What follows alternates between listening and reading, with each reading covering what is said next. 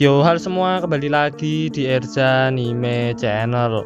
Oke, pada video ini saya akan melanjutkan kembali membahas mengenai anime Jigokuraku, yaitu tentang siapa saja para kandidat yang akan dikirim ke Shinseikyo untuk mencari ramuan keabadian atau eliksir. Sebelum dikirim ke pulau, para kandidat yang telah dibawa oleh Asaemon dikumpulkan jadi satu di Edo. Karena di sana mereka akan dijelaskan mengenai tugas dan aturan yang harus mereka pahami. Para kandidat ini jumlahnya lumayan banyak. Mereka semua adalah para kriminal atau penjahat berbahaya. Dan dikarenakan hal itu, mereka agak sedikit susah untuk diatur atau menuruti apa yang diperintahkan oleh anak buah Shogun.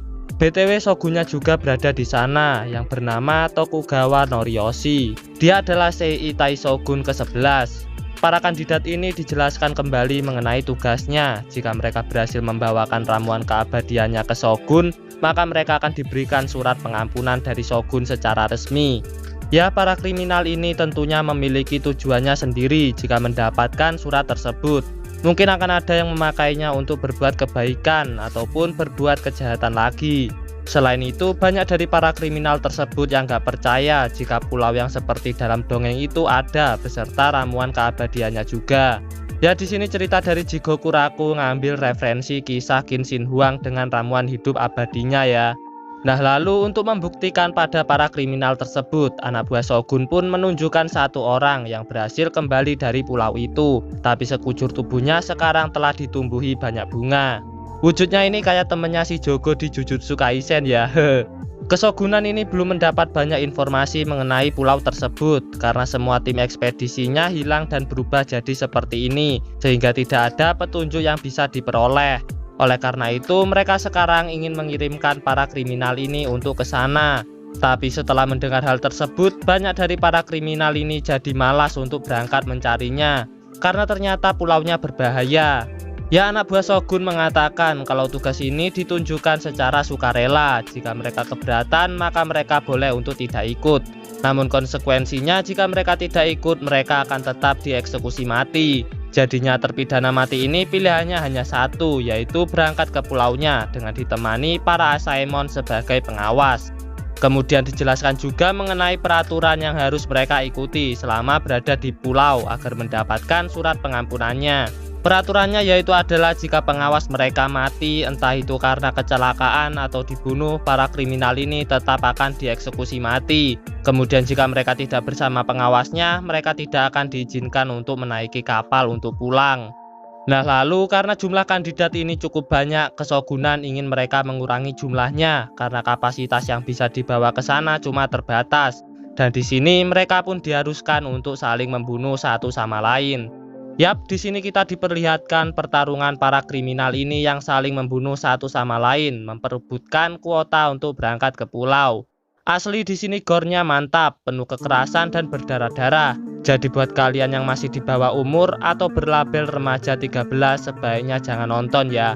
Atau kalian yang punya adik juga harap diawasi karena akan banyak adegan kekerasan. Pertarungan ini dilakukan sebenarnya cuma sebagai akal-akalan dari si Shogunnya sendiri yang pengen ngeliat orang-orang saling membunuh. Selain itu, para kriminal ini ternyata telah dibagi ke dalam kategori, di mana kebanyakan dari para kriminal itu adalah kriminal kelas rendah, seperti penjahat, pembuat onar, pembuat kekacauan, dan pembunuh biasa. Sementara kategori selanjutnya yang dilabeli pita merah, yaitu para kriminal yang memiliki keahlian yang luar biasa. Di antara para kriminal berlabel pita merah ini yaitu Gabimaru, yang bahkan sudah dianggap sebagai legenda hidup karena kisahnya sebagai shinobi hebat dari Iwagakure.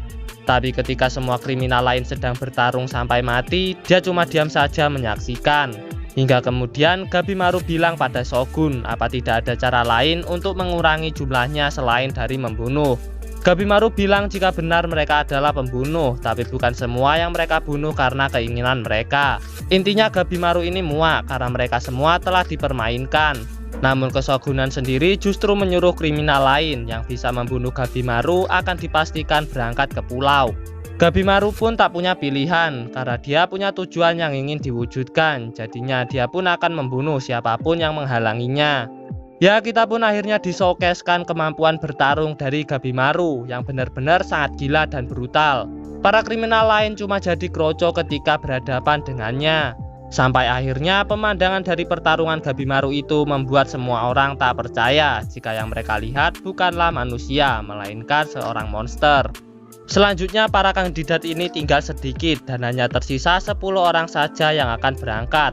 Di mana ke-10 kriminal ini adalah kriminal yang berlabel pita merah, yaitu ada Gabimaru si ninja pelarian, lalu ada Asachobe si raja bandit, Tamiya Gantetsusai si pedang naga, lalu ada Keiyun, Sanka, Horubo, kemudian ada Kaginu si pelacur kanibal, Yuzuriha si kunoichi dari Keisu, Morokamiya si murtad, serta Rokurota si raksasa dari Bizen.